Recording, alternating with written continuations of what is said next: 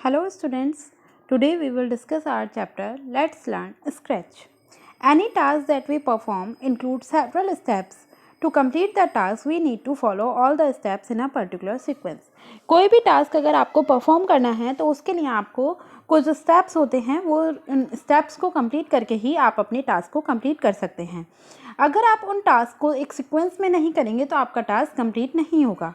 For example आपको study करनी है। स्टडी करने के लिए आप क्या करोगे? सबसे पहले बुक लोगे, उसके बाद अपना चैप्टर ओपन करोगे, जो भी आपको चैप्टर रीड करना है, एंड उसके बाद उसकी रीडिंग स्टार्ट करोगे। तो आपने क्या किया, एक सीक्वेंस में वर्क को किया कि बुक ली, फिर चैप्टर ओपन किया, फिर उसके बाद उसको रीडिंग करना स्टार्ट किया। इसी तरह से कंप्यूटर में भी चीज़ें होती हैं कि एक पर्टिकुलर सीक्वेंस में ही कोई ना कोई वर्क होता है। जब तक वो एक सीक्वेंस में नहीं होगा तो वो टास्क कंप्लीट नहीं हो पाएगा। When we want someone to do something for us, we request him or her in the language that he or she can understand. He or she will follow the steps in a sequence to complete the task. जब हम किसी से कोई work करने के लिए कहते हैं, किसी को कोई वर्क करना है और हम उससे रिक्वेस्ट कर रहे हैं कि आप हमारा वर्क कंप्लीट कर दीजिए, तो उस वर्क को आप उससे किस लैंग्वेज में कहेंगे? जो लैंग्वेज उसको समझ आती होगी। अगर आप उसको उस लैंग्वेज में बोलेंगे जो उसको समझ ही नहीं आएगी तो वो आपकी लैंग्वेज नहीं समझ पाएगा, आपके वर्क को नहीं समझ पाएगा कि आप उससे क्या वर्क कराना चाहते हैं। तो जो भी आप अगर किसी पर्सन से या किसी से भी किसी वर्क को कराने के लिए कह रहे हैं तो आपको उससे उसी लैंग्वेज में वर्क के लिए कहना पड़ेगा जिस लैंग्वेज में उसको समझ आएगा। वो उसके बाद समझने के बाद आपके टास्क को, जो भी आपने उसको टास्क दिया है, एक पर्टिकुलर सीक्वेंस में आपको टास्क कंप्लीट करेगा और आपको रिजल्ट दे देगा। तो कंप्यूटर क्या करता है? A computer also follows our instructions but human languages are too difficult for a computer to understand. Computer भी क्या करता है? हमारी इंस्ट्रक्शंस को फॉलो करता है, पर जो ह्यूमन लैंग्वेज होती है कंप्यूटर के लिए बहुत डिफिकल्ट होती है उसको समझ पाना। कंप्यूटर एक स्पेशल लैंग्वेज ही समझ पाता है। Hence, in order to give commands to the computer to do something, we should give commands in a special computer language. तो इसलिए हमें कंप्यूटर को कोई भी अगर कमांड देनी है कुछ करने के लिए, तो हमें कंप्यूटर को जो कमांड देंगे वो कंप्यूटर लैंग्वेज में ही देंगे। The sequence of instructions given to a computer is called a program. तो जो सीक्वेंस है कंप्यूटर को इंस्ट्रक्शंस को पूरा करने के लिए, उस सीक्वेंस को क्या कहते हैं? हम उस सीक्वेंस को हम बोलते हैं programme. We write a program to make the computer to do a task we want. हम एक प्रोग्राम लिखते हैं, जो भी हमें इंस्ट्रक्शंस देनी है उसकी सीक्वेंस लिखते हैं इंस्ट्रक्शंस की, जिससे कि कंप्यूटर को वो टास्क कंप्लीट करने में इजी रहे। The special computer languages in which we write programs are called computer programming language. जो स्पेशल कंप्यूटर लैंग्वेज है जिसमें कि हम अपने प्रोग्राम्स को लिखते हैं वो क्या कहलाती है? Computer programming language. Scratch is one such programming language. Let us learn to use Scratch. Scratch उसी तरह का एक प्रोग्रामिंग लैंग्वेज है। अब देखते हैं, हम स्क्रैच को पढ़ते हैं कि स्क्रैच होता क्या है। What is a Scratch? Scratch is a visual programming language used to create animations, games, stories and much more. Scratch क्या है? एक विजुअल प्रोग्रामिंग लैंग्वेज है जो आपको ये हेल्प करता है कि आप उसमें अपनी एनिमेशंस कोई भी क्रिएट करनी है, कोई भी गेम्स क्रिएट करनी है, स्टोरीज क्रिएट करनी है या और कुछ क्रिएट करना है, आपको जो भी क्रिएट करना है आप वो स्क्रैच की हेल्प से कर सकते हैं। It is easy to understand and learn. ये बहुत ईजी है समझने के लिए और याद करने के लिए। अब देखिए स्क्रैच को किस तरह से स्टार्ट करते हैं। To start Scratch you should follow the given step. Scratch को स्टार्ट करने के लिए आपको ये सारे स्टेप्स फॉलो करने होंगे। First step, click the start button. Second, click on all programs. And third step है click Scratch desktop. From the start menu the Scratch window opens. आपको कोई भी प्रोग्राम स्टार्ट करना होता है, आपका फर्स्ट स्टेप क्या होता है? फर्स्ट स्टेप आप करते हैं स्टार्ट बटन पर क्लिक, फिर सेकंड स्टेप आप करेंगे ऑल प्रोग्राम्स पर क्लिक, एंड थर्ड स्टेप में आप करेंगे जो भी आपको प्रोग्राम ओपन करना है उस प्रोग्राम पर आप क्लिक करेंगे तो आपका वो प्रोग्राम ओपन हो जाएगा। तो यहाँ पर हमें स्क्रैच डेस्कटॉप को ओपन करना है तो हम स्क्रैच डेस्कटॉप पर क्लिक करेंगे तो हमारी स्क्रैच विंडो ओपन हो जाएगी। या फिर आपका दूसरा तरीका भी है कि आप स्क्रैच डेस्कटॉप को ओपन कर सकते हैं। तो उसके लिए क्या होता है, click on shortcut icon on scratch desktop. Scratch desktop का आपका शॉर्टकट आइकन आपके डेस्कटॉप पर बना हुआ होगा, तो आप उस पर डबल क्लिक कीजिए। Available on the desktop scratch window will appear where you can do a lot of fun. तो आपके सामने एक स्क्रैच विंडो शो हो जाएगी जहाँ पर आप बहुत सारा फन कर सकते हैं। पार्ट्स ऑफ स्क्रैच विंडो, अब ये देखिए आपके सामने ये जो ओपन हुई हुई है ये आपकी स्क्रैच विंडो है। इसमें बहुत सारे पार्ट्स होते हैं। कौन कौन से पार्ट्स हैं, जैसे ग्रीन फ्लैग बटन है, stop button, stage, sprite, script code area, block palette, block categories, ये सब क्या है, इसके पार्ट्स हैं। अब इनको अलग अलग हम डिस्क्राइब करते हैं कि किस पार्ट में हम क्या वर्क कर सकते हैं। पहला है, let us discuss some of these parts. Sprite, each object in Scratch which is program to animate is called a sprite. हर एक ऑब्जेक्ट जो स्क्रैच में जिसको हम प्रोग्राम कर रहे हैं कि जिसको वो एनिमेट करे, मीन्स जो वर्क करे, जो रन करे आपका, वो हर एक ऑब्जेक्ट क्या है, स्प्राइट है। The Scratch cat is one of the sprites of the Scratch program. तो स्क्रैच कैट क्या है, उसमें से एक स्प्राइट है स्क्रैच प्रोग्राम की। स्क्रैच प्रोग्राम जैसे ही आप ओपन करते हैं तो आपको आपके सामने कौन सा स्प्राइट शो होता है, कैट। बाय डिफ़ॉल्ट भी आपको कैट शो होती है एंड कैट उसकी स्क्रैच प्रोग्राम की एक स्प्राइट है। स्टेज क्या होता है, the area where the sprite moves and perform action is called the stage.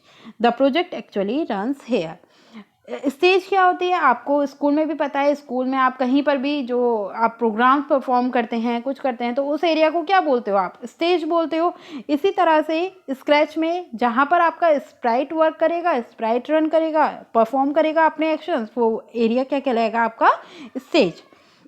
Next है आपका ब्लॉक कैटेगरीज। ब्लॉक कैटेगरीज क्या होती हैं, this contains 9 categories of colour coded blocks. ये 9 कैटेगरीज होती हैं, अलग अलग कलर के होते हैं हर एक block. Each category has a different set of blocks for various action. हर एक कैटेगरी किस लिए डिवाइड होती है, अलग अलग ब्लॉक्स में डिवाइडेड होती है कि अलग अलग एक्शन हम उससे परफॉर्म करा सकें, हम उनकी हेल्प से अपने स्प्राइट को इंस्ट्रक्शंस दे सकें। Each block is a specific command that is dragged in the code area. हर एक ब्लॉक क्या होता है, एक स्पेसिफिक कमांड होती है कि पर्टिकुलर कमांड कि हम उसको ड्रैग करें अपने कोड एरिया में, तो वो हमारा इंस्ट्रक्शन हो जाएगी हमारे स्प्राइट के लिए। नेक्स्ट है आपका script code area. Script code area होता है, this is the area where the code is return. जिस एरिया में हम अपने कोड को लिखते हैं, जो हमने कोड ड्रैग किए थे अभी ब्लॉक कैटेगरीज में से, ड्रैग करके हम कहाँ रखते हैं उन्हें, स्क्रिप्ट कोड एरिया में। तो जहाँ पर हमारे कोड लिखे जाते हैं वो एरिया हमारा कहलाता है script code area. A code is the collection of step-wise instructions that are given to sprite to do a specific task. जो कोड है वो क्या है, कलेक्शंस है हमारी स्टेप वाइज इंस्ट्रक्शंस का कि हमने अपने स्प्राइट को क्या वर्क करने के लिए, क्या टास्क करने के लिए कहा है, तो वो हमारी स्टेप वाइज इंस्ट्रक्शन है। All animations, stories and games created in Scratch are called project. जितने भी एनिमेशन, कोई भी स्टोरी, कोई भी गेम, कोई भी वीडियो हम स्क्रैच में बनाते हैं, वो सभी क्या कहलाती हैं, प्रोजेक्ट।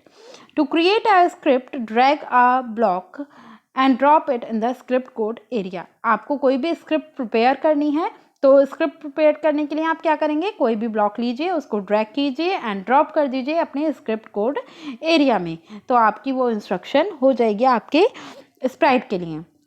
नेक्स्ट है, to remove a block from a script just drag it to the left away from the script code area. अगर आपको आपकी स्क्रिप्ट जो आपने लिखी है उसमें से किसी ब्लॉक को डिलीट करना है तो जस्ट उसको ड्रैग कीजिए लेफ्ट हैंड साइड पर स्क्रिप्ट कोड एरिया में से, वो आपका रिमूव हो जाएगा। Understanding the blocks. अब हम देखते हैं कि ब्लॉक्स हमारे कौन कौन से होते हैं, उनके समझते हैं कि वो क्या वर्क करते हैं, किस चीज़ को कंट्रोल करते हैं। The blocks are located below the blocks category. Blocks जो हैं वो हमारे ब्लॉक्स कैटेगरी में लोकेट होते हैं।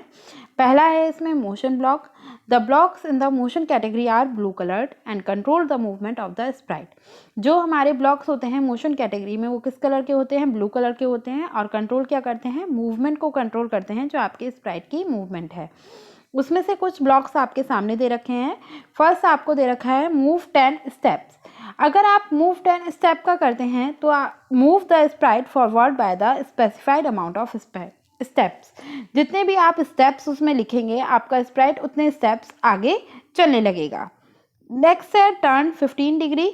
ये टर्न आप इसमें एरो देखिए, एरो राइट हैंड साइड की तरफ हो रहा है, तो राइट हैंड साइड का मतलब होता है कि आपका जो स्प्राइट है वो एक क्लॉकवाइज डायरेक्शन में मूव करने लगेगा। क्लॉक देखते हैं ना आप कैसे घूमती है, टर्न होती है, 12 से लेके वापस से 12 पे आती है, 1 2 3 4 इस तरह से टर्न होती है, तो इस तरह से आपका स्प्राइट टर्न होने लगेगा क्लॉकवाइज डायरेक्शन में। फिर आपका लेफ्ट हैंड की तरफ एरो है टर्न 15 डिग्री, तो जैसे ही आप इस पर क्लिक करेंगे तो ये आपका स्प्राइट जो होगा एंटी क्लॉकवाइज डायरेक्शन मीन्स उल्टी डायरेक्शन में, जैसे 12 से फिर 11, 10, 9 इस तरह से वो एंटी क्लॉकवाइज डायरेक्शन में चलने लगेगा।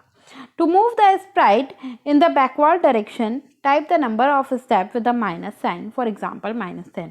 अगर आपको अपने स्प्राइट को आगे की तरफ ना भेजकर उसको बैकवर्ड डायरेक्शन में भेजना है तो उसके लिए आप क्या करेंगे, जितने भी आप स्टेप्स लिख रहे हैं उसके आगे एक माइनस का साइन लगा दीजिए, तो आपका स्प्राइट बैकवर्ड डायरेक्शन में मूव करने लगेगा।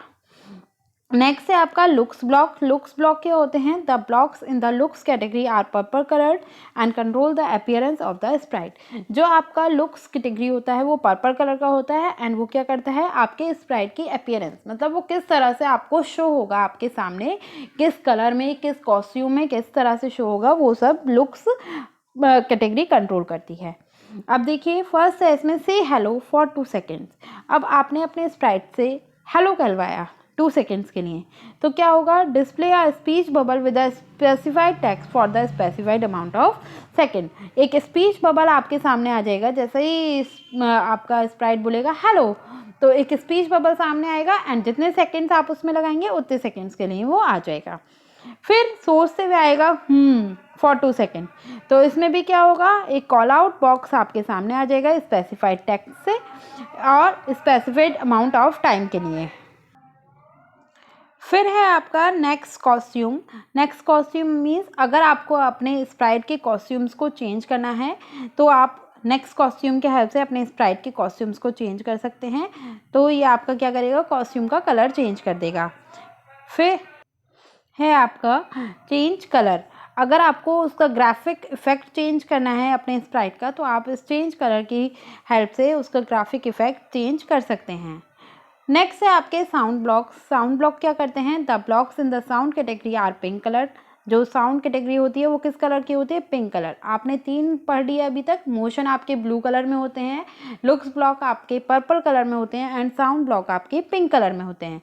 एंड ये क्या करते हैं, आपके साउंड को, जो आपके स्क्रिप्ट है उसकी साउंड को कंट्रोल करता है। तो कुछ ब्लॉक्स इसमें दे रखे हैं, play sound mu until done.